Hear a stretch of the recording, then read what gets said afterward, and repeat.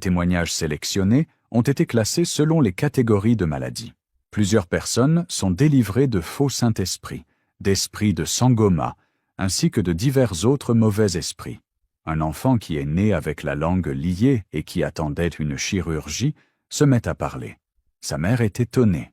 Elle vérifie et constate que l'enfant n'a plus la langue liée. C'est comme si la langue de l'enfant n'avait jamais été liée. La foi d'une jeune femme du nom de Roufarou, en dépression depuis des années, est exemplaire. Nuit et jour, c'était la souffrance et l'insomnie. Elle ne savait quoi faire, elle ne dormait pas. Le jour et la nuit, c'était l'enfer. Elle souffrait au point qu'elle pouvait voir des serpents et des êtres étranges dans la journée, les yeux ouverts. Elle avait été dans toutes les églises, et tous les pasteurs et prophètes avaient déjà prié pour elle. Et lorsqu'elle a appris que le prophète Kakou Philippe viendrait en Afrique du Sud, elle a contacté l'apôtre Yannick et a dit que c'est son dernier espoir. L'apôtre Yannick lui a dit de se joindre à une assemblée en Afrique du Sud. Elle a refusé catégoriquement, disant qu'elle a déjà été dans toutes les églises et que tous les pasteurs et prophètes avaient déjà prié pour elle, et que cela n'avait rien changé, et que c'est le prophète qu'elle voulait, rien d'autre. Les exhortations de l'apôtre Yannick n'ont rien changé. Et donc, depuis le mois de janvier 2025, elle comptait les jours, attendant l'arrivée du prophète Kakou Philippe en Afrique du Sud. Et lorsque le prophète Kakou Philippe est arrivé le 6 mars, elle était au lieu de la réunion. Il y avait un grand monde, mais elle a tout fait pour être dans la ligne de prière. Le prophète prenait 10 femmes, puis 10 hommes à tour de rôle.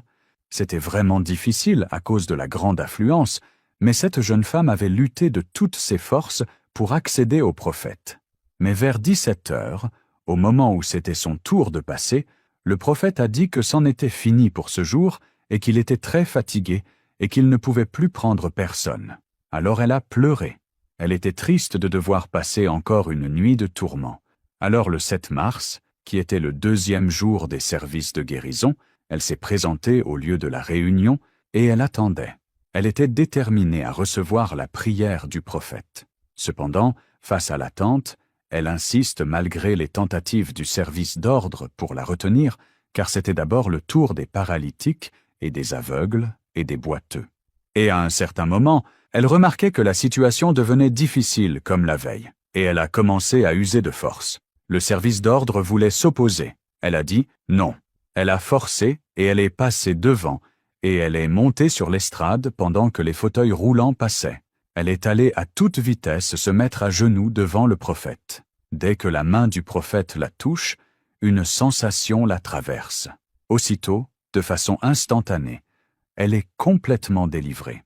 Dans son témoignage qu'elle rendra sur cette même estrade, elle fera allusion à l'aveugle, dans Luc chapitre 18, versets 35 à 43, qui avait pu atteindre le Seigneur Jésus malgré le fait que la foule l'empêchait.